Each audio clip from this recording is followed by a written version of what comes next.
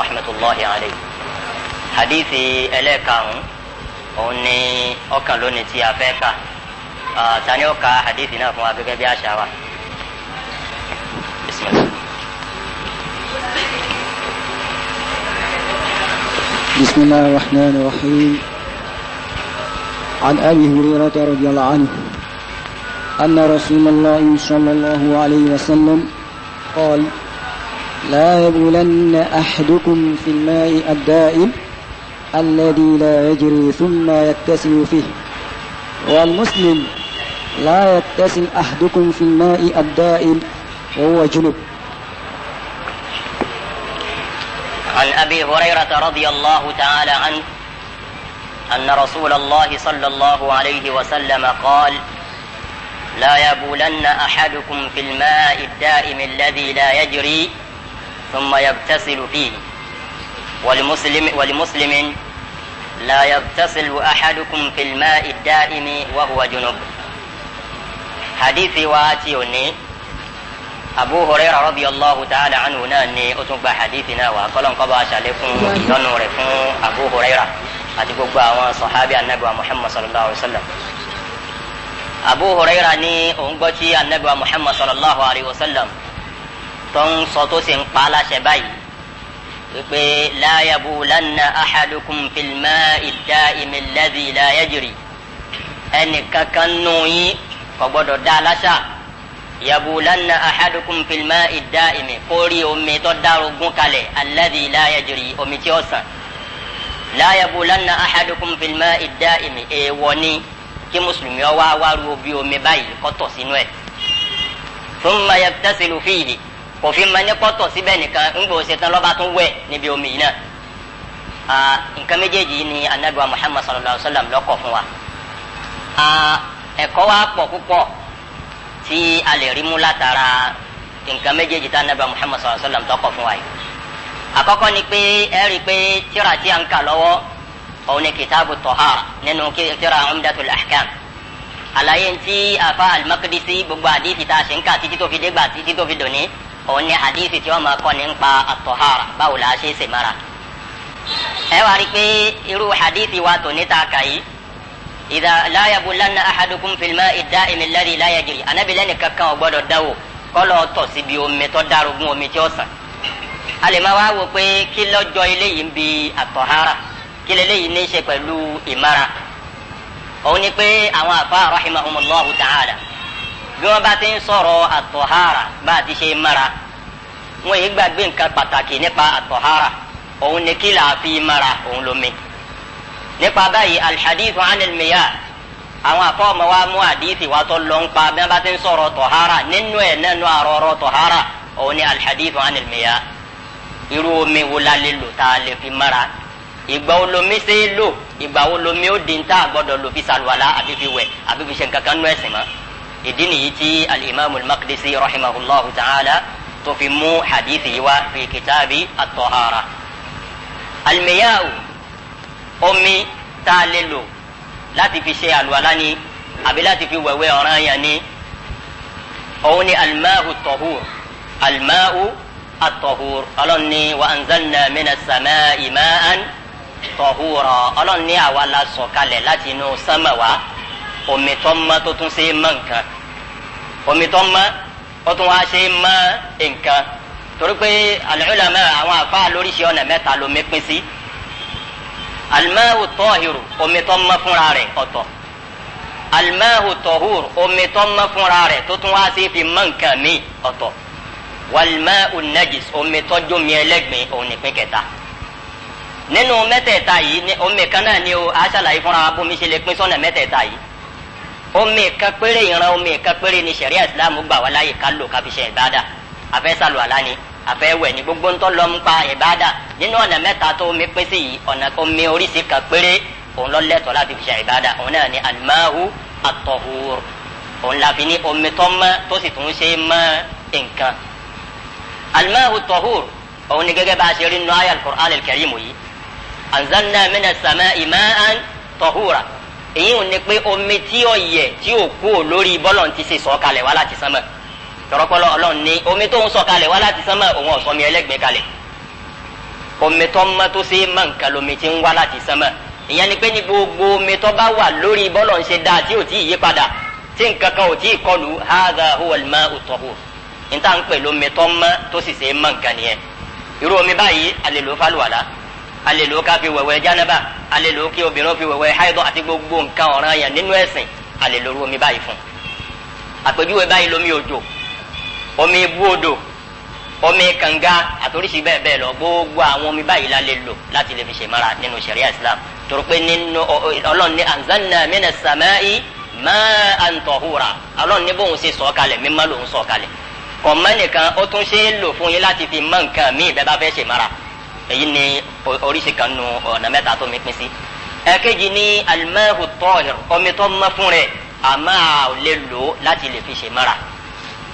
ọmọ in the sense that pé bọ́bá dà sí wa la kò ní ìdí ká fọ̀ nù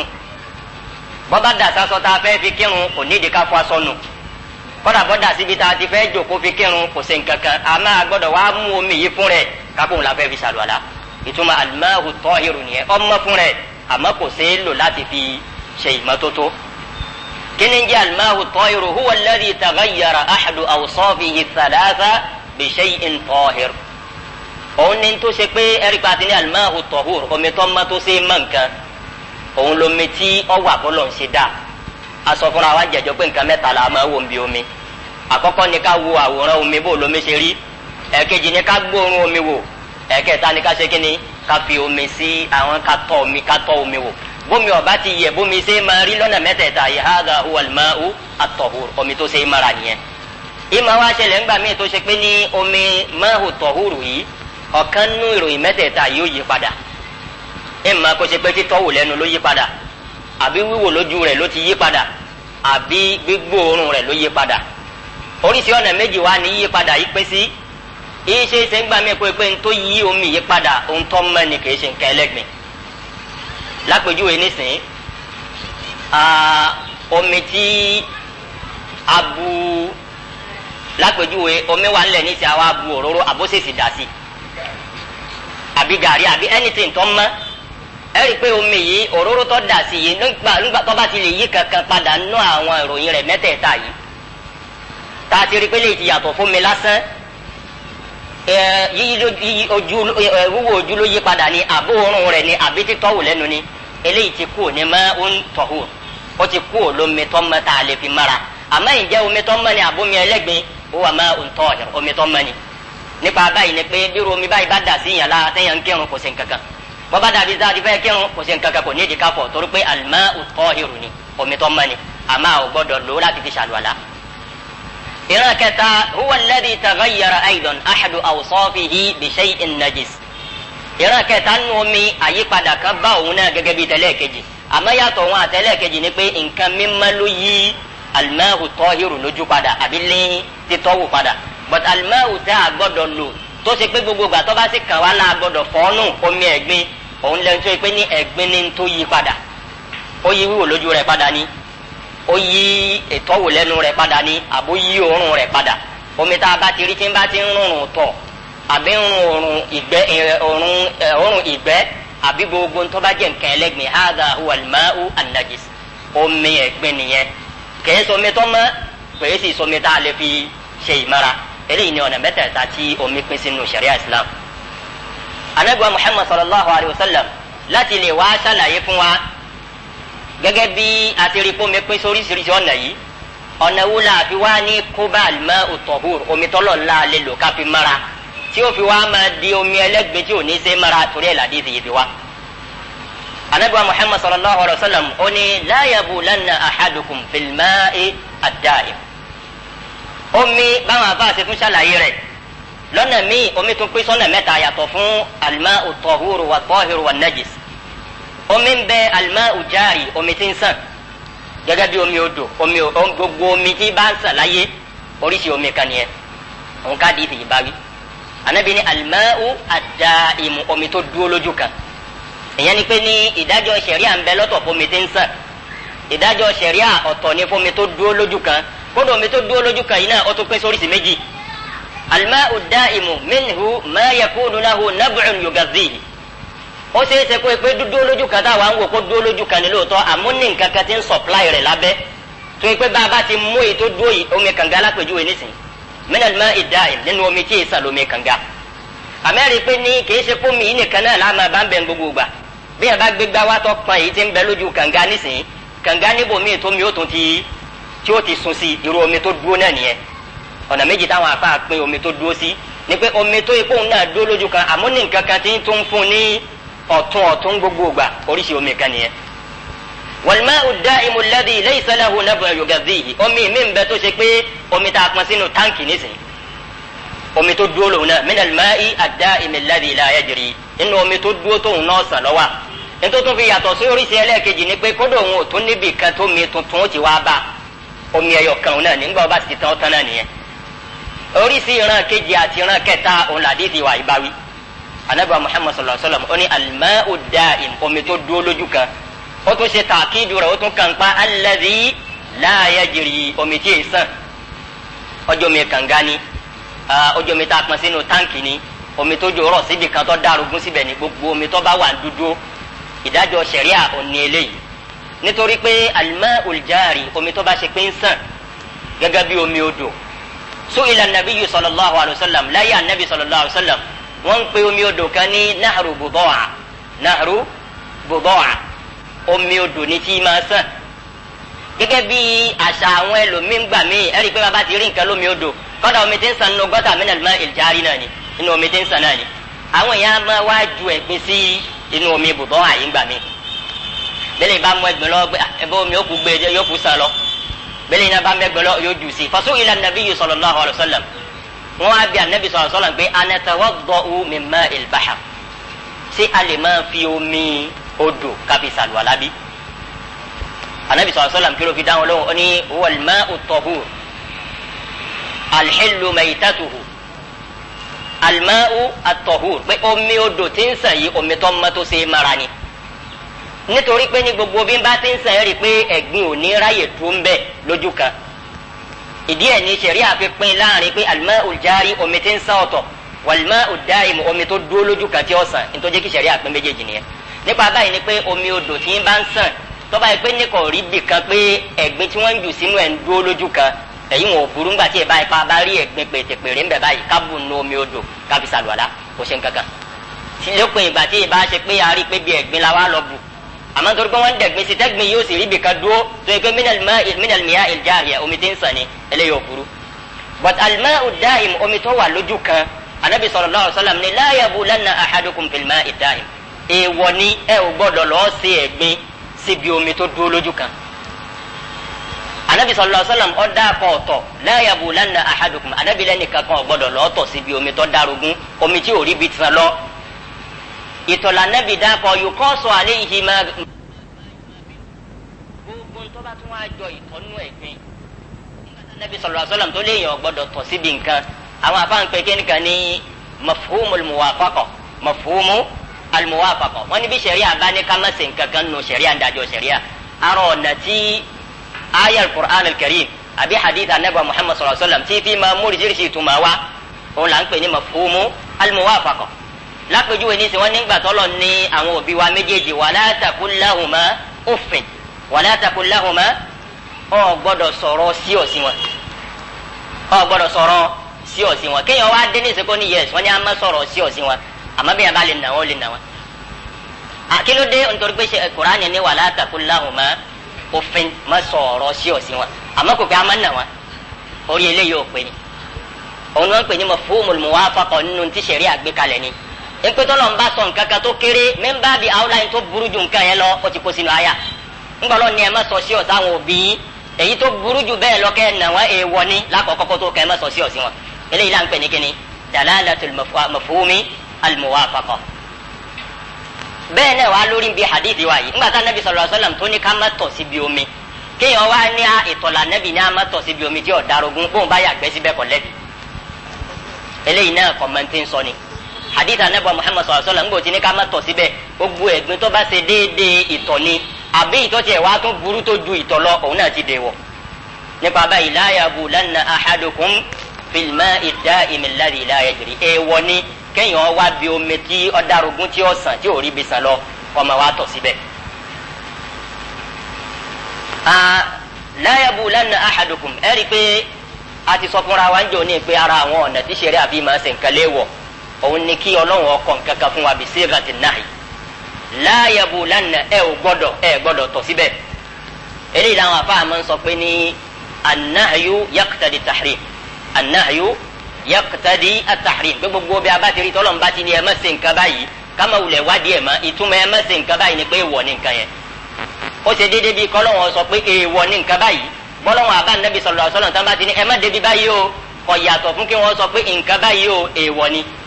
nípa báyìí ni kéèyàn dúró ń bi akọ́lọ́tọ̀ sí bí omi tó dárúgún tí ó sàn nínú sharia Islam min al-haram nínú tọ́lọ̀ ń ṣe léèwọ̀ ni. torí kíni torí pa Nabi sallallahu alaihi wasallam lórí bẹ́ẹ̀ pé la yabulanna ahadukum fil ma'i ad-da'imi alladhi la yajri. طيب lẹ́yìn náà Nabi Muhammad sallallahu alaihi wasallam ó tún wá ní thumma yagtasilu fihi nígbà téèyàn tọ̀ síbi omi tó dárogún àkátó kú lórí eléyìí nínú ohun tí àwọn afáàfà yọ nù nasu hadithi yìí Nabi Muhammad sallallahu alaihi wasallam ó ní la yabulanna ahadukum ẹnikẹ́ni nínú yín ò gbọ́dọ̀ lọ tọ̀ sínú kíni inú omi tó dárogún. ìbéèrè lè wá wáyé pé ọ̀dà bí ọmọ bá tọ̀ àbẹ̀yàn náà lèyàn tọ̀ sínú pó àbọ̀tọ̀ síbi kan só lè mú kọ́ dà sínú omi tó dárogún. torúkọ Ànábì ní la yabulanna ahadukum ẹ gbọ́dọ̀ tọ̀ ni sóhun kó sì fúnra rẹ̀ tọ̀ sínú inú omi. eléyìí náà àwọn àfáà ṣe wádìí rẹ̀ walidhalika ma alayhi jumhurul ulama gbogbo ọ̀pọ̀lọpọ̀ nínú àwọn àfáà khilafan lidh-dhahiriyya àwọn kan tá à ń pè ní dhahiriyya àwọn nìkan ni wọ́n yapa àmọ́ ọ̀pọ̀lọpọ̀ àfáà lórí gbọmẹ́rẹ̀ẹ̀rin ayé ni wọ́n fẹnu kò lórí pé la yabulanna ahadukum ẹ ò gbọ́dọ̀ tọ̀ sínú omi tó dárogún ó ti kó sínú kéèyàn ó mú ìtọ̀ tọ́tọ̀ síbi kan ọmọdé lọ́tọ̀ ni àgbàlagbà lọ́tọ̀ ni haramu ni kéèyàn ó múrú tọ̀ yìí náà kọ́ wá dà sínú omi tí ó dárogún omi tó ọmọ pé kò dárogún kò síbi tí ó sàn lọ èèwọ̀ ni kí mùsùlùmí ó wá gbé ìtọ̀ ọmọdé ni ìtọ̀ àgbà ni káwá múrú tọ̀ báyìí ká dà sínú omi alladhi la yajri hadha min al-haram nínú tá Nabi ṣe léèwọ̀ ni sallallahu alayhi wa sallam idan la yabulanna ahadukum kò túmọ̀ pé la yabulanna ahadukum ni pé Ànábì ní amatọ̀ lásán ni o àmọ́ bí yẹn bá mú tọ̀ wá tọ̀ dà bẹ́ẹ̀ kò sí nǹkan kan ó ṣe mẹ́wàá torí pé nínú sẹ̀ríà oríṣiríṣi ọ̀nà ni sẹ̀ríà fi máa tura wọn al-Qur'an al-Karim wa hadithu nabiyyi sallallahu alayhi wa sallam wọ́n pe kíní kan ní khuruju an-nassi makhraj al-ghalib khuruju an-nassi makhraj al-ghalib nasu Qur'ani àbí nasu hadithi ama wá ní makhraj al-ghalib ìtumọ̀ rẹ̀ ni pé ntọ́ kọ́mọ̀ jù táwọn èèyàn ń ṣe làdífi òwì èyí wọn wá mí ní ká wá gbọ́ yín bẹ̀ pé ní ntí àdífi òwì yìí o tọ́jọ́rú nǹkan yìí kókó sínú rẹ̀ kí n fún yín ní àpèjúwe mi nínú al-Qur'an al-Karim tẹ́bá wo bí tí ọlọ́run ti ń kà fún wa pé àwọn tó jẹ́ ìwọ̀ téèyàn gbọ́dọ̀ fi ṣèyàwó ọlọ́run ní hurrimat alaykum ummahatukum èèyàn gbọ́dọ̀ fi yá rẹ̀ ṣèyàwó wa banatukum kò gbọ́dọ̀ fọmọ tó bínú ṣèyàwó kò gbọ́dọ̀ fẹ́ gbọ́n rẹ̀ àbẹ́búrò rẹ̀ lóbìnrin Kùránì kà lọ bẹ́ẹ̀ ọwọ́ adé bíi pé wa raba'ibukumul lati fi hujurikum wa raba'ibukumul lati àtàwọn ọmọ tí ìyàwó yín bí raba'ibukum àwọn ọmọ tí ìyàwó yín bí fẹ́nìkan bì kan ìyàwó ti lọ́kọ ń bì kan rí bọ́yọ̀kọ́ tà kọ́kọ́ kú ni àbí wọ́n kọ́ra wọn ni ìmọ̀ wá ṣẹlẹ̀ pẹ́lú mi ọ̀wà mú ọmọ obìnrin tó ti bí fẹ́nìkan yóò mú lọ́dọ̀ yóò máa wá gbé ọ̀dọ̀ rẹ̀ lọ́dọ̀ ọkọ tuntun ṣẹ̀rí àṣẹ ilé ìwọ̀ kéèyàn fẹ́ ru ọmọ bẹ́ẹ̀ wa raba'ibukum Kùránì wá fi kún pé allati fi hujurikum àwọn ọmọ tí àwọn ìyàwó yín bí tí wọ́n ń gbénu ilé yín àwọn ọmọ tí àwọn ìyàwó yín bí tí wọ́n ń ṣe kíni tí wọ́n ń gbénu hadha an-nasu kharaja makhraj al-ghalib etí nasu yìí tó mú wá ni pé èyí tó kọ́ máa ń jù ní pé ar-rabiba ọmọ obìnrin kékeré tí ìyá rẹ̀ fẹ́ lọ lọ́kọ̀ ń bò mí ẹ̀dá kan yóò fi ilẹ̀ lé ọkọ ní àbí yóò mú lọ èyí tó kọ́ máa ń jù náà ni pé yóò mú lọ ọ̀dọ̀ ọkọ tuntun tó fẹ́ yọ máa gbé bẹ̀ náà ló jẹ́ kí Kùránì ó wí bẹ́ẹ̀ èyí ọ̀wá tó máa pé ní ar-rabibatu allati la taskunu fi baytika halal èyàn gbọ́dọ̀ wá gbọ́ yé pé ní raba'ibukum ọmọ obìnrin yín allati fi hujurikum àwọn tí ń gbé inú ilé eléyìí ò gbé inú ilé mi torí náà mo lè fẹ́ hadha haram torí pé nǹkan pè ní khuruju an-nassi makhraj al-ghalib فالقاعدة أن ما خرج مخرج الغالب لا مفهوم له ما خرج مخرج الغالب لا مفهوم له irú ẹ̀ náà ni hadithi wa yìí anabi wa muhammad sallallahu alaihi wa sallam nígbà tó ní la yabulanna ahadukum torí pé ìtọ́kọ́mà ní pé kéèyàn wá tọ̀ síbẹ̀ àmọ́ ìhun náà ó ti mú mara ó ti kó sínú rẹ̀ pé kọ́dà bí yẹn lọ tọ̀ níbi kan tọ́tọ̀ sínú pò lọ́tọ̀ sí ni inú gbá lọ́tọ̀ sí ni èèwọ̀ ni kéèyàn wá múrù tọ̀ báyìí kọ́ dà sínú omi tí ó sàn hadha min al-haram nínú tá anabi ṣe léwọ̀ ọlọ́run náà sì ṣe léwọ̀ ni. lẹ́yìn eléyìí anabi wa muhammad sallallahu alaihi wa sallam ọwọ́ ni thumma yagtasilu fihi thumma yagtasilu fihi ẹni tó tọ̀ sínú omi tó dárógún tómi yọ sàn ó wá wò pé òun kú níwẹ̀ tóun fẹ́ wẹ̀ tẹ́lẹ̀ jóun ó lo omi yìí náà kóun ó fi wẹ̀ jóun ó lo omi yìí náà kóun fi wẹ̀ hadha alhadith warada bi lafzayn hadith yìí lafzu méjì ló bá wa lafzu kan lélẹ́yìí tó wà níwájú wa yìí thumma yagtasilu fihi fi lafzin akhar thumma yagtasilu minhu hadithi yìí ọ̀nà méjì ló bá wa ọ̀nà kan ni pé thumma yagtasilu fihi ìtumọ̀ eléyìí ni pé kó tún wá kó sírù ní omi báyìí kó wẹ̀ nù rẹ̀ torí pé èèyàn rí i pé omi yìí pọ̀ ó ti tọ̀ síbẹ̀ ọ̀rẹ́dì o irú eléyìí máa ń ṣẹlẹ̀ ń jọ̀hún táwọn kan máa láwọn ń lọ wẹ̀ lódò kan odò tá a mọ̀ pé kò síbi tí ń sàn lọ bẹ́ẹ̀ lómi bá ti kó nu odò yìí yóò bí abùkátà rẹ̀ ńbẹ yóò tọ̀ síbẹ̀ yóò ṣe gbẹ ńbẹ ibẹ̀ náà ni ó sì ti wẹ̀ ìfẹ́ dáko odò kan ni odò yẹn bẹ́ẹ̀ ń tòsí wá ń bì tọ́pọ̀lọpọ̀ máa ṣe bẹ́ẹ̀ ń jọ̀hún irú eléyìí thumma yagtasilu fihi yóò tún wá ṣe kíni inú odò náà ni yóò tún kó sí ni yóò tún wẹ̀ àbí thumma yagtasilu minhu lafzu mi tàbí fi bá wa thumma yagtasilu minhu ìtumọ̀ rẹ̀ ni pé kó bu nu omi yìí kó wá lọ́ọ́ fi wẹ̀ èyí ò ní pé hadithi kó méjèèjì sínú ìmọ̀ èèyàn gbìrẹ̀ sínú omi tó ti tọ̀ sí ọwẹ́ àbírú omi náà ló tún wá ní ọ̀dà ẹ̀ bá ń fi garawa bu àbí ẹ̀fín kankan bu tó tún wá bu lọ́bù mí tó lọ́ fi wẹ̀ méjèèjì ni ànábì ṣe léwọ̀ yagtasilu fihi okun bẹ̀ fúnra rẹ̀ ọwẹ́ ni aw yagtasilu minhu abubu nu omi yìí ọlọ́ fi wẹ̀ lafzu méjèèjì ni hadithi ìbáwá látọ̀dọ̀ ànábì muhammad sallallahu alaihi wa sallam.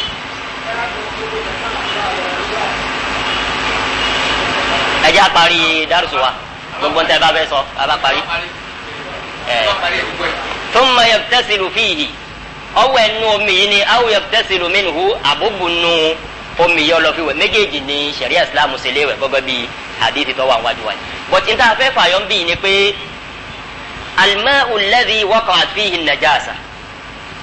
omi tẹ́gbìn wọnú ẹ̀ ẹ̀rí pé n ta Ànábì Muhammad sallallahu alaihi wasallam tó torí ẹ̀ pé ká má tọ̀ sínú omi ká má burú omi tá a ti tọ̀ sí fi wẹ̀ kí ni gbogbo ẹ̀ ń dálé lórí òun ni pé omi tó ti jẹ́ omi ẹlẹ́gbìn láfi ṣàlàyé fúnra wa lákọ̀ọ́kọ́ ọ̀nà tó mi pín sí irú omi yẹn rí i pé nínú ọ̀nà mẹ́tẹ̀ẹ̀ta tá a lómi pín sí kìí ṣe ma'un tahur ó ti kú olómi tá a lè fi mara tọ̀ ṣé omi tó mọ́ ni bí ǹjẹ́ omi tó mọ́ ni àbomi ẹlẹ́gbìn ni aha ibi yìí ni ọ̀rọ̀ wà alimau tí ẹ̀gbin bọ́ sínú ẹ̀ èyí tó dájú ni pé kìí ṣe ma'un tahuru ma ó ti kú olómi téèyàn lè mú tí ó fi sàlùwàlá àbí tí ó fi wẹ̀ òun là Nábì fi kọ́ pé thumma yagtasilu fihi aw yagtasilu minhu. àmọ́ ǹjẹ́ omi yìí ǹjẹ́ a lè ká kún pé omi tó mọ́ ni ma'un tahiru àbomi tó ti di omi ẹlẹ́gbìn. al-ulama rahimahumullahu ta'ala gbogbo pẹ̀lú ìpanupọ̀ gbogbo àwọn àfáà súnà pátápátá òun ni pé irú omi báyìí tí ẹ̀gbin ti kó sínú ẹ̀ omi báyìí tẹ́gbin ti kó sínú ẹ̀ tọ́kankan nù àwòrán rẹ̀ àwọn ìròyìn omi mẹ́tẹ̀ẹ̀ta tá a ti kà fúnra wa yẹn tó bá ti lè yí padà hadha ma'un najis títọ́wò rẹ̀ ló yí padà ni àbóorun rẹ̀ ló yí padà ni àbí wíwò lójú rẹ̀ ló yí padà pẹ̀lú ẹ̀gbin tẹ́nìkan ṣe sínú ẹ̀ yìí bó tilẹ̀ wù kómi náà pọ̀ tó ó ti domi ẹlẹ́gbin tá a gbọ́dọ̀ lò mọ́ kọ́nà bọ́ bá da sí ìyàn la kéèyàn fọ́ ọ̀nù ni tóró ti domi ẹlẹ́gbin but ìmọ̀ wá gbà mí tó ṣe pé ní ìtọ̀ díẹ̀ tẹ́ni yìí tọ̀ yìí omi yìí pọ̀ ju pé kítọ̀ yìí ó ní any effect lára omi ó dá wa lójú lóòótọ́ ìpè ẹni tó bọ́nu omi yìí omi tí ó sàn yìí ó tọ̀ ọbẹ̀ òun náà jẹ́wọ́ pé òun tọ̀ ọbẹ̀ àmọ́ ìtọ̀ yìí kéré sí adúrú omi tó wà ń bẹ̀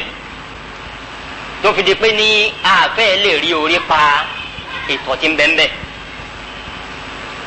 bittifaqil ulama aidan pé tí a bá ti rí omi tó pọ̀ báyìí lómi odò ni omi kànga ni omi kankan ni títọ̀ lèyàn tọ̀ ọbẹ̀ ni àbí nǹkan mi ẹ̀gbin mi lọ́bọ̀ bẹ́ẹ̀ tí kìíní yìí wá parẹ́ yẹnyẹn tá a fi rí orí pa rẹ̀ mọ́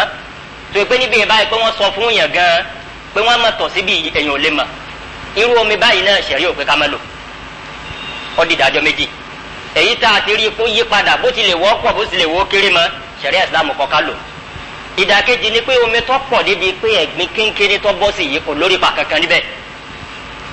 nínú àwọ̀ rẹ̀ ni kò yí padà ìtọ́wò lẹ́nu rẹ̀ ni kò sí nǹkankan fún ìgbóòórùn rẹ̀ ni kò sí nǹkankan fún omi pọ̀ ju kí ẹ̀gbin kékeré yìí ó ní orí pa ń bẹ̀ lọ irú eléyìí náà ṣẹ̀rí Islam fààyè gbà wá tá a bá fẹ́ lò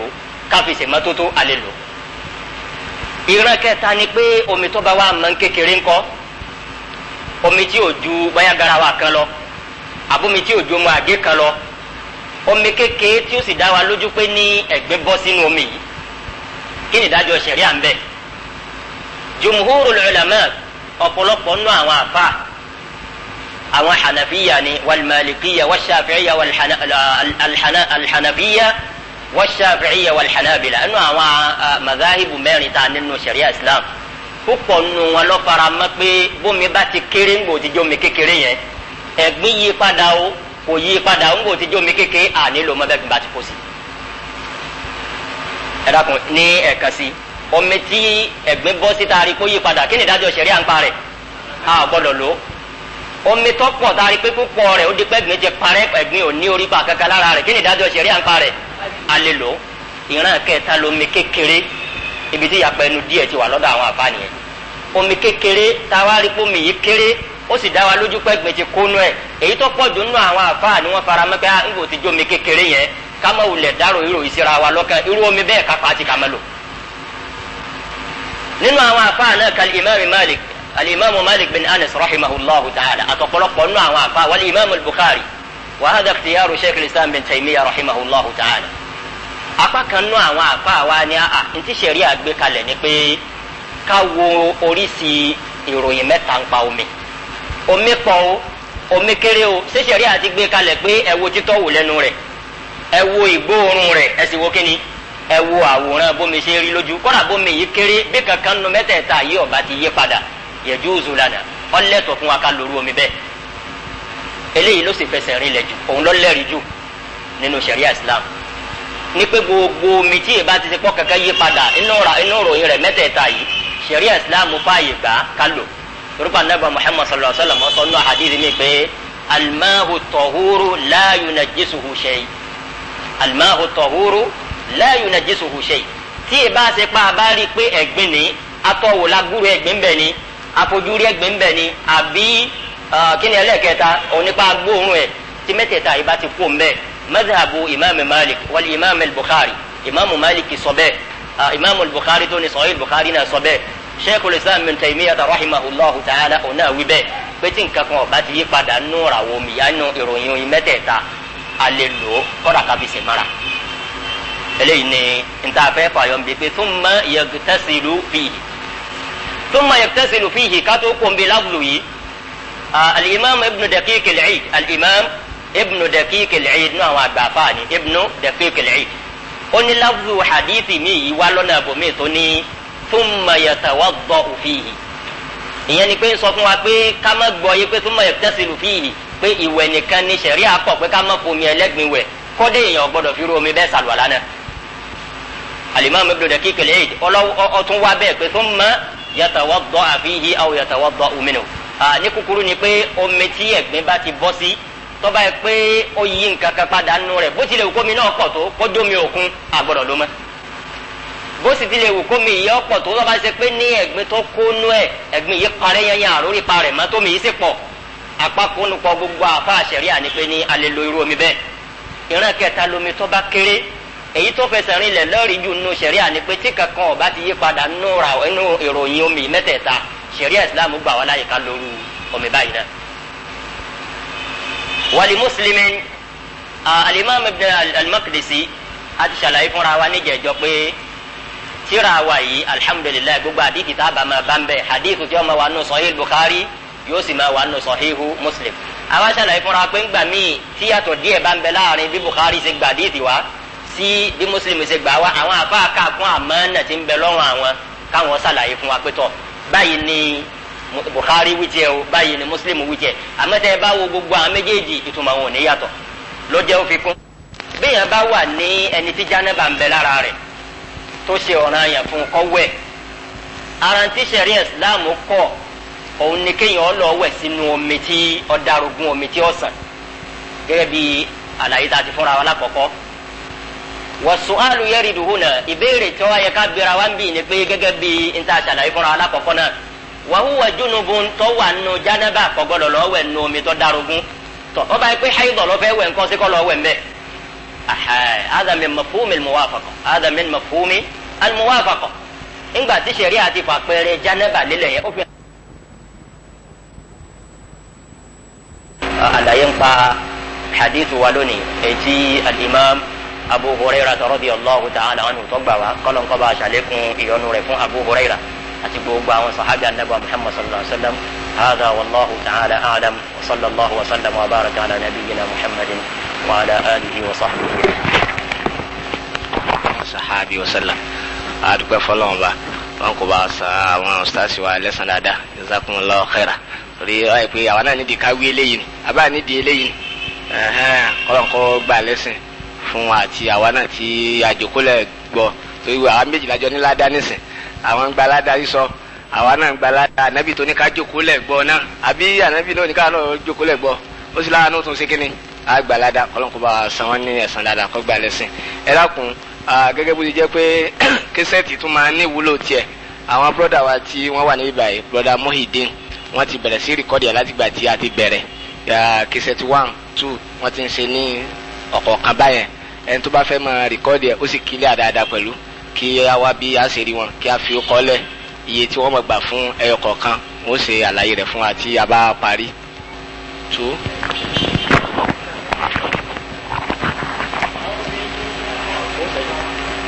àdìsí tó last week ni tó ní tí ẹnìkankan wá bá jínú wa kí a ti ọ wa ká fọ wa lẹ́mẹ̀ta kó tó di pé a ti bọnú gbá aláwọ̀ kan náà ká ní àgé la fẹ́ lò tó jẹ́ pé kò nídìí ká ẹ̀sẹ̀ máa bomi sínú kínní ìjọ nẹ́sẹ̀sì ká ẹ̀sẹ̀ tó fọ wa ká tó ṣe àbàlá wá ẹlẹ́gẹ̀ẹ́ ká ní àṣà alàgẹ́ abẹ́mú kọ́ọ̀bù abẹ́ fi bomi nínú ke táàdì mẹ́kẹ́ta bá fi kọ́ọ̀bù sínú bomi sínú nínú ke ọwọ́ nípa omi yẹn ṣé ó nẹ́sẹ̀sì ká fọ ọ̀rọ̀.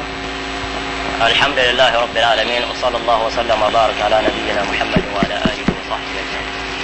حديث ونجده oni wọ́n béèrè lórí ẹni kúkúrú láì ní gba àsìkò ẹni tí kò bá tí ò nídìí àti fọwọ́ bọ inú gbá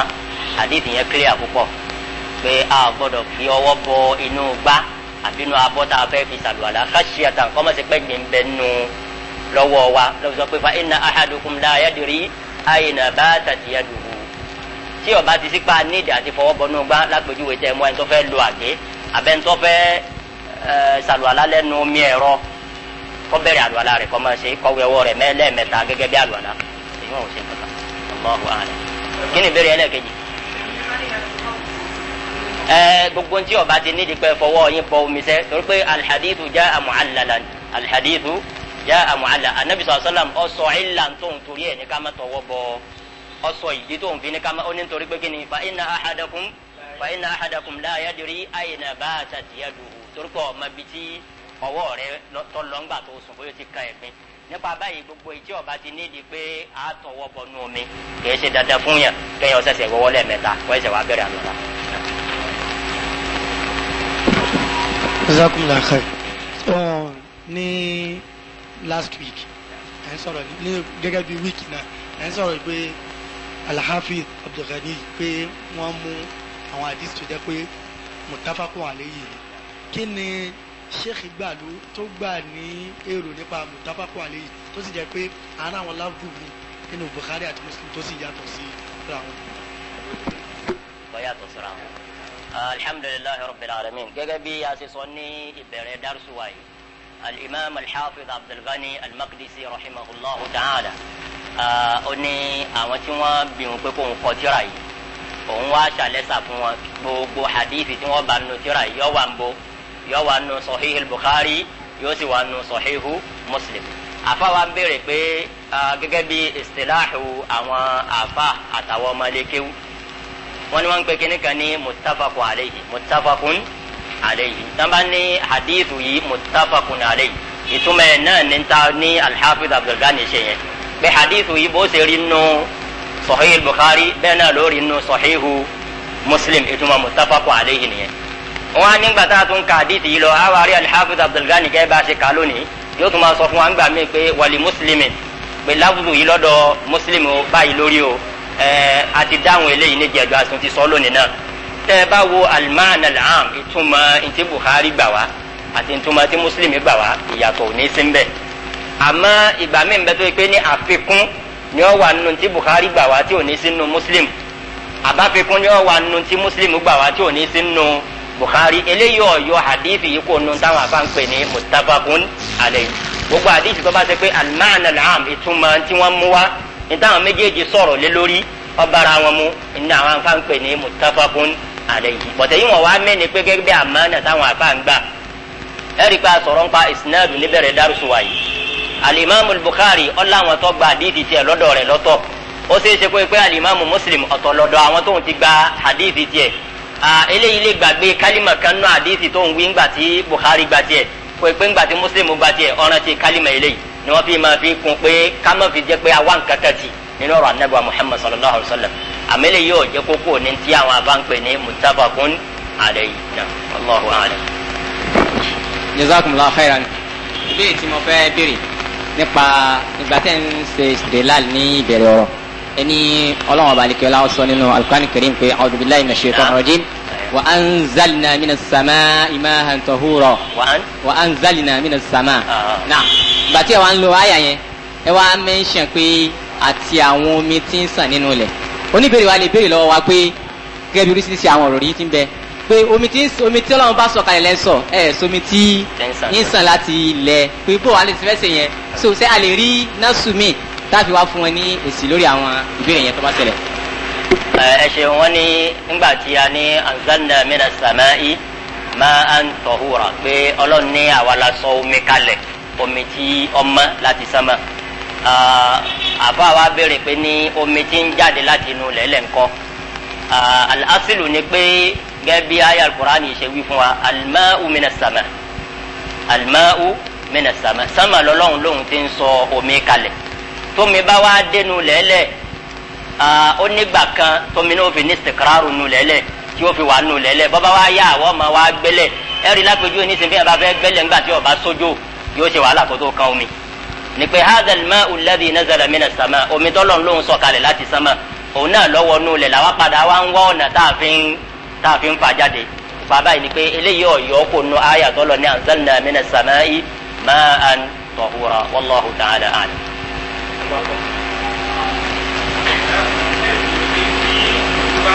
Naam.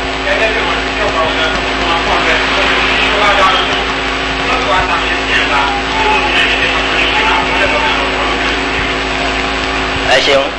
wọ́n ní bómi omi tí ó darúgún lójú títì ni àbí lójú ọ̀nà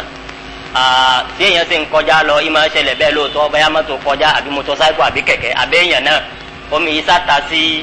ẹni tí ń kọjá lọ kí ni ṣẹ̀ríà ìsìláàmù wí nípa arú nǹkan báyìí. ohun tí ṣẹ̀ríà ìsìláàmù wí nípa arú nǹkan báyìí ni pé àkọ́kọ́ ni pé qaida àmà ni pé al-aslu fil ma'i at-tahara al-aslu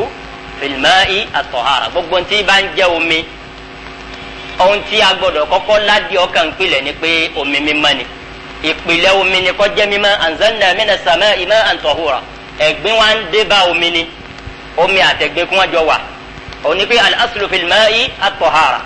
al-aslu fil ma'i at-tahara ntí yọ wà ládìí ọkàn wa ni pé omi yìí omi tó mọ́ ni hatta natayaqqana an-najasa títí táàfìrí ntí ó wà á gbé àdìí ọkàn yẹ kú lọ́kàn wa pé ní omi yìí èso mi tó mọ́ mọ́ ẹ̀gbin ti débẹ̀. nígbà báyìí gbogbo bí tí mùsùlùmí bá ń kọjá lọ ara rukhsatil islam ara rukhsati sharia islam ṣe fún wa òun ni pé ní gbogbo omi tí a bára rí dájú kó mi ẹ̀gbin lélẹ́yìí al-aslu fihi at-tahara eléyìí ó kò lọ́rọ̀ omi kó ló fi kan ilẹ̀ lẹ̀ èyí wá débi kan nísìnyí kọ́ máa ṣẹ̀ṣẹ̀ wá béèrè pé ẹ dákun sí àwọn ọmọ ẹ̀tọ́ ń bì ẹ dákun sí kìíní ẹ̀ṣẹ̀ ń bì sharia islam ọ̀ràn wa bẹ́ẹ̀ anabi ni ju'ilat liya al-ardu masjidan wa tahura al-aslu fihi at-tahara àmọ́ ń bi tá a bá rí tá a rí pé ní ibi ilé tọ̀ ni wọ́n ń tọ̀ bẹ́ẹ̀ èyí ń yàtọ̀ ó ti dá wa lójú nìyẹn pé ntọ́ jẹ́ pìlẹ̀ omi yìí àbí ntọ́ jẹ́ pìlẹ̀ ilẹ̀ yìí nǹkan kan ti yí padà nígbà tó bá ti dá wa lójú yẹn pé nǹkan kan ti yí pìlẹ̀ omi àbó yí pìlẹ̀ ilẹ̀ padà pé nǹkan tuntun tó yí sí yẹn ìdájọ́ rẹ̀ láàfin nù ṣẹ̀ríà àmọ́ lópin ìgbà tá a bá ti mọ̀ á gbé lórí pé omi tó mọ́ ni omi yìí ni ní kúkúrú ni pé òfin Islam ni pé omi téèyàn bá kọjá kọ́ra àwọn àbá ṣe nẹ́sùn lórí rẹ̀ nínú tíra pé gbogbo omi téèyàn bá ń tẹ̀lé téèyàn ń tẹ̀ kọjá tí ẹ bá ṣe pé ní ọba dá wa lójú kó ẹ̀gbin bẹ́ẹ̀ èyí tó bá ta síyàn kò ní ìdíkẹ́yìn ọ̀fọ̀ àmọ́ àwọn àbá máa fi kún pé ní min babil ihtiyati fi ddin nípa kéèyàn náà ṣọ́ ẹ̀sìn rẹ̀ kó ń bí ẹ̀gbin tọ́ba ẹ̀pọ́ náà mí ń bẹ téèyàn lè gbà tómi yóò fi ní ta síyàn la wọn ni ká tíráì ká gbàrú ọ̀nà bẹ́ẹ̀ àmọ́ ọba ẹ̀pẹ́ kò sí ọ̀nà kan téèyàn fẹ́ gbà náà ni àbẹ́yàn tiẹ̀ màlómi kan ta síyàn la al-aslu fil ma'i at-tahara hatta natayaqqana al-'aks wallahu a'lam. Assalamu alaikum. Ní alákọ̀ọ́kọ́ ni nígbà tí ẹ̀ ń sọ̀rọ̀ nípa máàwù nípa ẹni pé omi ó pín sí ọ̀nà mẹ́ta ẹ wá ń sọ̀rọ̀ ẹni pé máàwù àjáre àti àlùmáàwù dáhìm ẹ wá máa ń fi ẹ pé ẹlẹ́kẹ̀ẹ́ta pé ó pín sí so kí ẹ bá a sọ yẹn. a ní omi pín sọ́nà mẹ́ta àti ṣàlàyé yẹn ṣáájú bọ̀tá nípa hadithi yìí tá a nàbí pín omi sí pé omi kan dárógún omi kan sàn pé omi tún pín sí ọ̀nà mẹ́ta báyẹn náà àkọ́kọ́ ni alimau aljari omi tí ń sàn ẹ̀kejì ni alimau daimu omi tó dúró àwa ṣàlàyé pé omi tó dúró yìí pín sí méjì alimau daimu alladhi lahu nab'un yugadhihi omi tó dúró tó ní ti ń fún lómi lábẹ́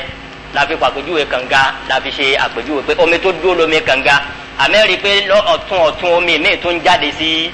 sínú kànga nítorí pé ó ní nǹkan kan tí ń supply rẹ̀ láti ilẹ̀ alimau daimu alladhi laysa lahu nab'un yugadhihi omi tó dúró tí ò sí nǹkan kan tí ń fi ń kún gẹ́gẹ́ bí omi tá a pọn sínú tank àbomi tó darúgún sí àyè nìkan wallahu a'lam àlàyé tá a ṣe ń pa yẹn. ẹlẹ́ẹ̀kejì òun ni nígbà tẹ́ ẹ sọ̀rọ̀ nípa ẹni omi náà nígbà yẹn ni alimahu tòhóró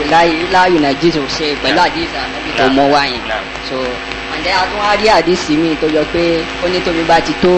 kùlàtẹ́. idha balaga al-ma'u kullatayn lam yahmil al-khabath. ẹ̀gbin tó bá wọ̀ ọ́ pé yẹn lè tòṣì mú bẹ́ẹ̀ kẹ́ bá a ṣàlàyé ní eré méjèèjì yẹn ẹni bá gan táwọn abáàdàn làmá yìí wí pé sọ̀rọ̀ dáná sí pé èyí tí ò bá ti tó yẹn o pé yòó ní lè lò pẹ̀lú àdìsí kẹ́ tún wá wí pé alimahu tó láàyò nàìjíríà bẹ́ẹ̀ kẹ́ bá a ṣe combination lórí yẹn sọ̀rọ̀ ẹlẹ́kẹta. الماء الطهور لا ينجسه شيء هذا حديث عليك جنك إذا بلغ الماء قلتين لم يحمل الخبث أنا بنبي يوم بعد قلتين قلتين ní ayé òde òní nígbà yẹn bí wọ́n ṣe máa ń wọn omi ni but àwọn onímọ̀ lóde òní àwọn náà ṣe gbìyànjú pé bó láti lè mọ omi tó tó قلتين tá nàbí wí wọ́n ní omi tí a bá rí tó jẹ́ 1 square meter lórí gun mẹ́rẹ̀ẹ̀rin tá a pọn omi sí tí gbogbo ẹ̀ jẹ́ mẹ́ta kọ̀ọ̀kan irú omi yìí òun là nàbí ṣàpèjúwe rẹ̀ pé kí ni إذا بلغ الماء قلتين لم يحمل الخبث pé irú omi yìí ò ní ṣe kíni kò ní gbé ẹ̀gbin kíni tó máa kò ní gbé ẹ̀gbin bẹ́ẹ̀ ni pé ẹ̀gbin ò ní ní orí pa kankan bẹ́ẹ̀ nítorí báyìí ni gẹ́gẹ́ bí mas'ala ta sọ lẹ́ẹ̀kan nípa pé ní omi tẹ́gbin bọ́ sí a sọ pé alimami Malik rahimahullahu ta'ala ó ní omi kéré o omi pọ̀ o ntaaka wo ni pé kíni òun la wo kí ló yàtọ̀ nù ìròyìn omi mẹ́tẹ̀ẹ̀ta alimami Abu Hanifa والإمام الشافعي الإمام الشافعي حديث إذا بلغ الماء كلتين لون له إذا بلغ الماء كلتين torí bẹ́ẹ̀ làwọn fi ṣèyàtọ̀ láàrin omi tó pọ̀ àtomi tó kéré ẹ̀rẹ́gẹ́ mọ́ Málíkì ó ṣèyàtọ̀ láàrin omi tó pọ̀ àtomi tó kéré hukumu kan náà ló fún ni pé bómi bá ti lè yàtọ̀ ó kéré ọ̀pọ̀ o kò ṣeé lò mọ́ bí ó bá sì ti yàtọ̀ ó kéré o ọ̀pọ̀ o ṣẹ̀rí àfaramọ́ ká lò الإمام الشافعي حديث tẹ́ kàn yẹn ló lò pé إذا بلغ الماء kullatayni lam yahmil al-khabath bẹ́ẹ̀ bómi bá ti di omi tó tó kullatayni bẹ́ẹ̀gbìn bọ́ sí kò ṣe kíni kò ní effect kò ní asaru mọ́ kò lórí pa kankan mọ́ ìyẹn ni pé ẹ̀gbin tí ó bá ṣe pé lórí pa o ká má gbádìí ti yí débi pé ká wá gbọ́ ẹ̀gbin tó ju kullatayni lọ ká dà sínú omi kullatayni lam yahmil al-khabath ni pé omi tó bá ti pọ̀ tẹ́gbin kínkínní bá dénú ẹ̀ kò ní orí pa kankan bẹ́ẹ̀. lórí báyìí náà Imam Abu Hanifa òun tún mú àpèjúwe mi wá ó ní nbó látò mọ̀ pé omi yìí ẹ̀gbin ò lè ní pàǹpà rẹ̀ mọ́ Imam Abu Hanifa ní idha hurrika janibun min al-ma'i walam yataharrak al-janib al-akhar pé omi tó bá pọ̀ débi pé agbámú bóyá inú kankan la bù sí ni tá a wá gbọ́n etí ibi tá a bù sí ń bì tí gbígbọ̀n yẹn ò sì dé etí kejì omi tó pọ̀ nìyẹn tó pé bẹ́ẹ̀ gbìn díẹ̀ bá bọ́ sí kò sí ti ó ṣe. gẹ́gẹ́ bí n tẹ́ wá béèrè pé àdéhìí idha balaga al-ma'u qullatayn ó ti yé báyìí ìtumọ̀ ẹ̀ ni pé lam yahmil al-khabath ni pé ẹ̀gbin kínkínní kò lè ní orí pa nù omi tó bá ti pọ̀ báyìí àmọ́ kì í ṣe gbẹ́gbẹ́ tó bá bo omi yìí kọ́dà bójú qullatayn lọ kọ́dà bómi bá ju qullatayn lọ tẹ́gbẹ́ bá ti lè bò torí pé tá a bá bíra wa ń gbà yẹn á bíra wa pé ṣé omi là ń wò yìí àbẹ́gbin taba bíyàn náà ńlá ká yìí pé omi tó yẹ pé ẹ̀gbin là ń rí lórí ẹ̀ yìí omi lélẹ́yà àbẹ́gbin kí lóun náà dáhùn ẹ̀gbin ni torí ẹ̀ ní pé idha balaga al-ma'u qullatayn ni pé omi tí ó pọ̀ tẹ́gbin kéńkéńní bọ́ sí kò lè lórí pa kankan bẹ́ẹ̀. àdìfi al-ma'u tahuru la yunajjisuhu shay ni pé al-ma'u tahuru omi tó ti mọ́ fún rẹ̀ tẹ́lẹ̀ ẹnìkan wá ju kíní kan sí àwọn kan rìn bẹ́ẹ̀ la yunajjisuhu shay pé gbogbo ń ta bá wulẹ̀ wò ó ṣe ń bẹ̀ la yunajjisuhu shay àyàfi tá a bá rí ẹ̀gbin ń bẹ̀ tá a bá rí ẹ̀gbin tó dá wa lójú àmọ́ pé nǹkan kan ṣẹlẹ̀ ń bẹ̀ ni àwọn kan rìn lórí ẹ̀ ni kọ́dà nìkan débi ọwọ́ afọ́sọ́ ni la yunajjisuhu shay al-ma'u tahuru la yunajjisuhu shay àmọ́ tá a bá ta akádà tó dá wa lójú pé ẹ̀gbin bẹ̀ ń bẹ̀ hina idhin yuhkamu bi najasatihi wallahu ta'ala a'lam.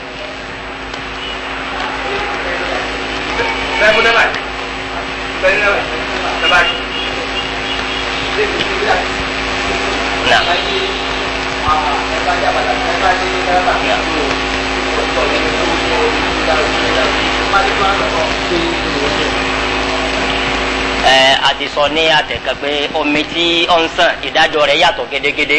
sí omi tó dúró ní kúkúrú ni pé gbogbo hadithi níta hadithi kọ̀ yìí ó dúró lórí kíni al-ma'u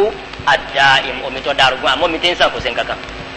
torí pé kò ní rí bi ntí hadithi fẹ́ kọ̀ náà ni pé ntí ó gba ẹ̀gbin sára tẹ́lómi ó tún wá dé tí ó rí omi yìí ńlẹ̀ tí ó tún bu tí ó fi ṣe nǹkan míì tó wọ̀n ní mà àmọ́ omi tí ń sàn ẹ̀gbin yìí ọ̀rá yè dùn bẹ́ẹ̀ so bó ṣe jẹ́ nìyẹn.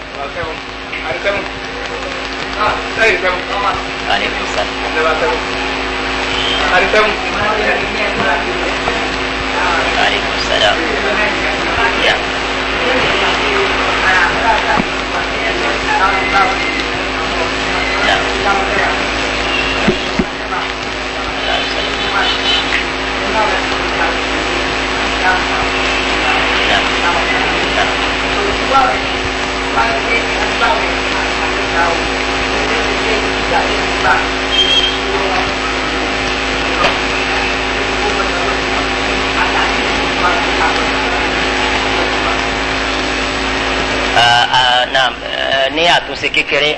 hadithu pé ká má gbààwẹ̀ ńjọ́ jímà ntọ́ta bàtà ni pé anabi muhammad sallallahu alayhi wa sallam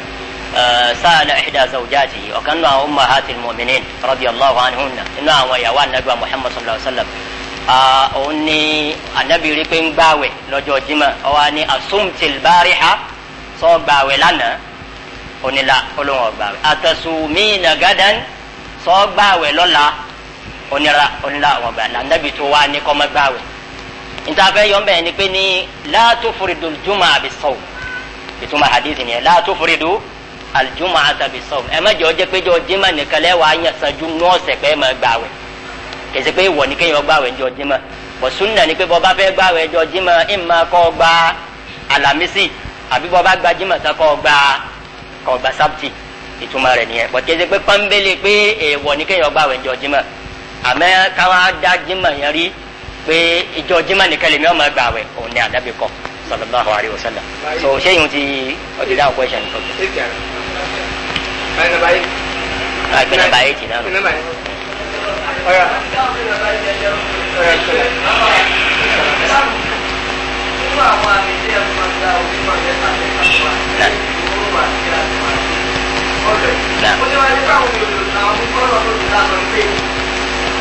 látara pa ní ìṣòwò ní àmà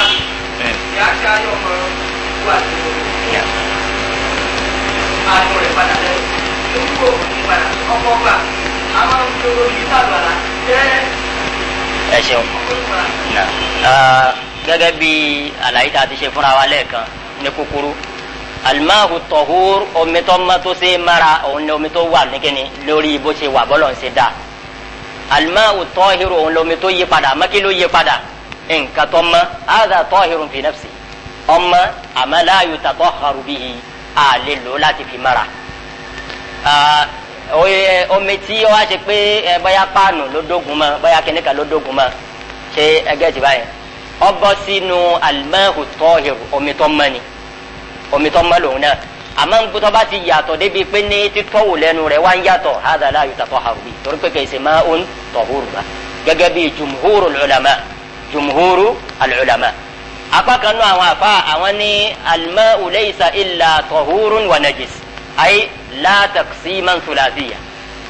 àwọn ní omi oríṣi méjì náà ló pín sí imma kó mi ọmọ imma kó sì má mà ní ojú ọ̀nà tí àwọn tó wíyé léyìí irú omi tí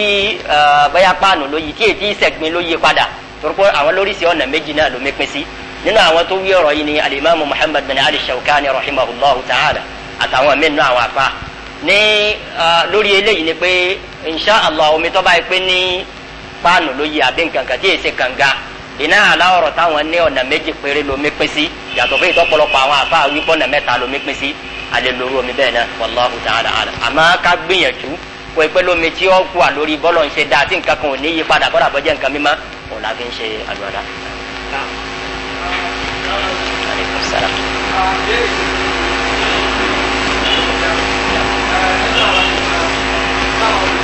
Naam.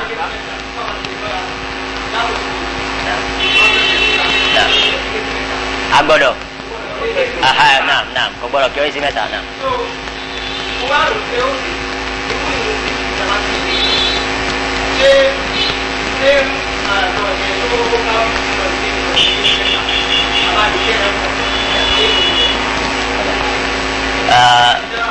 Okay.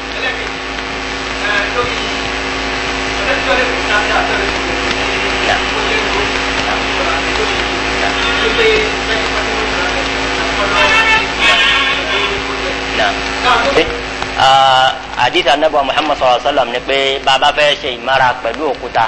kó jẹ́ pé kí la lò wítìrù mo rò pé hadith tẹ́ gbọ́ nìyẹn kó jẹ́ pé wítìrù bọ̀tà hadith tẹ́ wá rí fáàsì nísìnyí ó yàtọ̀ sí hadith wítìrù hadith Salman al-Farisi wa alla nastajmira bi aqalla min thalathati ahjar Salman al-Farisi lọ́wọ́ àmọ́ gba hadith mi wà látọ̀dọ̀ Ànábì Muhammad sallallahu alaihi wasallam pé a ò gbọ́dọ̀ lóhun tí ó kéré torí pé aládìsí tó ní wítìrù láṣàlà yìí pé wítìrù lè jẹ́ nǹkan ẹyọ̀kan wítìrù lè jẹ́ kíni ó lè jẹ́ mẹ́ta ó lè jẹ́ márùn kí àsìgbọ́mọ̀ wàá ṣẹlẹ̀ ń bẹ eléyìí ní àdìsí Salman al-Farisi wàá ṣàlàyé rẹ̀ pé wítìrù ti bàbá fẹ́ ṣe ìmára o kò gbọ́dọ̀ kéré sí mélòó kò gbọ́dọ̀ kéré sí mẹ́ta ẹ wá béèrè pé ní ìjà kó wá lè transfer àrùn ìdájọ́ yìí náà lọ bí ọ̀rọ̀ irun a lè ṣe bẹ́ẹ̀ torí pé ní àwọn afa àwọn ní lajtihada ma'an nas níbi tí nasu al-Qur'an bá ti yanjú tí nasu hadith Ànábì Muhammad sallallahu alaihi wasallam náà clear kẹ́nìkan ọmọ tí wọ́n á gbìyànjú ẹ̀ pé yẹn sá lè ṣe báyìí náà ṣẹ̀rí ọ̀fà yìí gbà. ní àfikún sí yẹn Ànábì Muhammad sallallahu alaihi wasallam al-witru gẹ́gẹ́ bá a ṣe wí ó lè jẹ́ yọkan ó lè jẹ́ mẹ́ta ó lè jẹ́ márùn bọ̀dbọ́yà hadithi tí ẹ lè ti gbọ́ rí òun ní hadithu kan táwọn kan ní naha nabiyyu sallallahu alayhi wa sallam anil butayra naha nabiyyu sallallahu alayhi wa sallam anil butayra òun ni wọ́n tú sí pé irun téèyàn bá kí ń rákẹ́ ẹ̀yọ̀ kan bí irun téèyàn búkú tí ò pé ni làwọn tí wọ́n lo hadithi yẹn fi ní a ò gbọ́dọ̀ kí wítìrì tó mẹ́lẹ́yọ̀ kan ó kéré yẹn wítìrì gbọ́dọ̀ dé mẹ́ta bọ́t ní kúkúrú láì nígbà sí kò ní pé hadithu ní èsì hadithi tó lẹ́sẹ̀ ńlẹ̀ hadithi tó lẹ́ni. كما حققه الإمام ابن حزم الظاهري رحمه الله تعالى نعفات وسلايره هنا الإمام ابن حزم الظاهري رحمة الله عليه والله تعالى أعلم أوكي بيرين كجي àti ṣàlàyé yẹn lẹ́ẹ̀kan pé ǹjẹ́ sáìsì omi àbí kò sí sáìsì omi ni pé alimami Malik rahimahullahu ta'ala wa alimami Bukhari wa sheikh al-Islam bin Taymiyyah rahimahullahu ta'ala àwọn ní omi kéré o omi pọ̀ o mẹ́tẹ̀ẹ̀ta yìí náà láwọ̀ omi kéré o omi pọ̀ o mẹ́tẹ̀ẹ̀ta yìí náà láwọ̀ min al-ulama nù wọn ni alimami Shafi'i alimami Abu Hanifa àwọn ní bomi bá pọ̀ tí kò sórí pambi orí pẹ̀ẹ́kì ń bẹ̀ mọ́ agbọ́ àmọ́ olómi tó bá mọ lómi kékeré àní ìwúlẹ̀ wo pé yípadà kò yípadà sómi kékeré ni àgbọ̀dọ̀ ló má tó bá ti dá wa lójú pé ẹ̀gbìn bọ́ọ̀bẹ àìsàlàyé pé ìtọ́ lẹ́sẹ̀ ńlẹ̀ tó lẹ́rìí jù nù sẹ̀ríà òní tí Imam Malik wa al-Bukhari rahimahumullahu ta'ala. ọjọ́ ti lọ àwọn obìnrin kọ́.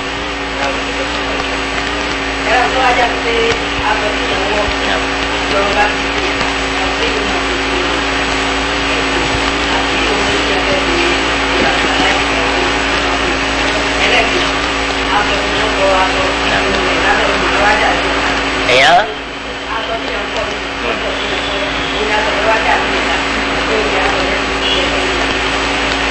ìbéèrè yín kejì wọn ò tí ì yẹ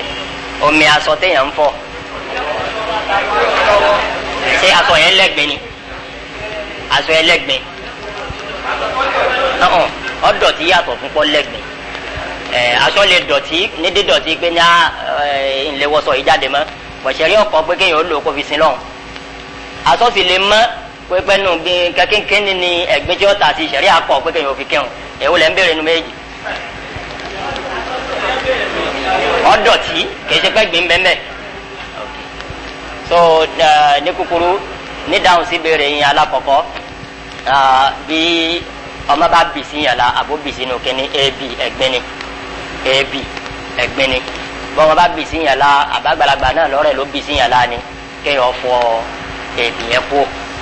nǹkan mẹ́ta lèyàn gbọ́dọ̀ jẹ́ kó wà mímọ́ tó bá ti fẹ́ kírun àbó fẹ́ ṣe ìbádà òun ni aṣọ tó wọ̀ sọ́rùn ara tiẹ̀ gan náà àti do àtàyè ibi tí ó ti kírun so ọgbọ ẹ̀gbin tó bá bọ́ sí kan nu mẹ́tẹ̀ẹ̀ta yìí agbọ́dọ̀ mọ́ ẹ̀gbin yẹn kú ìbéèrè yín kejì pé aṣọ dọ̀tí aṣọ tí yẹn bá ti ṣe gbẹ́gbin bẹ́ẹ̀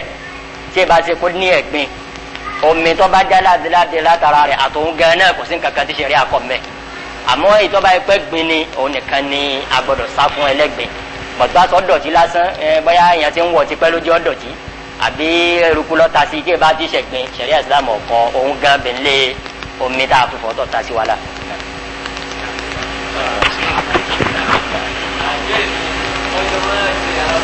Naam. Naam.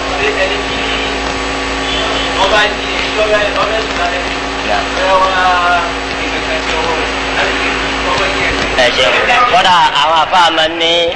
àwọn afáàmà má gbójú ẹ pé kàmáàlàwò adìkàlà yàdàhù fi kíìsìn kàmáàlàwò adìkàlàhù yàdàhù fi kíìsìn gẹ́gẹ́ bí tá a fà kọ́mọ béèrè ni pé bí ẹ bá fẹ́ sùn tó ti wá ní àyìnà bá tẹ́tí yàdù ọ̀dà èmi mọ bí tí tọwọ́ mi ó sọ jẹun fún bẹ́ẹ̀ kan fi bọ́nu kíìsì ọjọ́ tí lọ́bọ̀ kí á ṣàlàyé kékeré àwọn òfin ṣẹ̀ríà tí ṣẹ̀ríà bá pa wá láṣẹ nǹkan kan oríṣi méjì ló pín sí wọ́n pè kíní kan ní al-ibadat al-ma'qulat al-ma'na al-ibadatu al-ma'qulat al-ma'na wa al-ibadatu ghayru ma'qulat al-ma'na àwọn ìbádà kan bẹ tó yẹ pé ní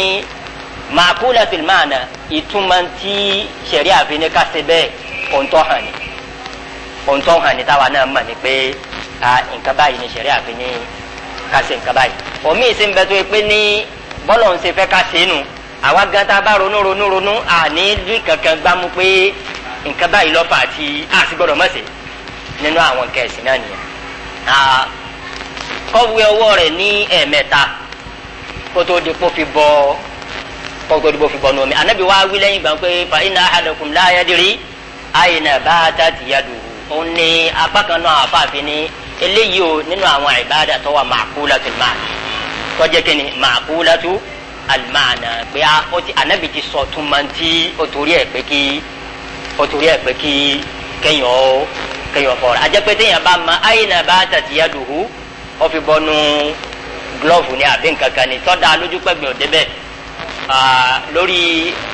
ọ̀rọ̀ yìí ni pé kò ṣe dandan ni o kọ̀wé ọwọ́ rẹ̀ àmọ́ tó bá lò pé ní sanabi sallallahu alaihi wasallam ti ní káwé ọwọ́ wa ittiba'an li sunnati nabi sallallahu alaihi wasallam yọ gbàládà àmọ́rú ẹni báyìí wọ́n ní kì í ṣe dandan fún kọ̀wé ọwọ́ rẹ̀ lẹ́ẹ̀mẹ́ta kó tó di pé ó ti bọ̀ nù omi àmọ́ tó bá ṣe bẹ́ẹ̀ tọ́wẹ̀ yakunu ma'juran insha Allah.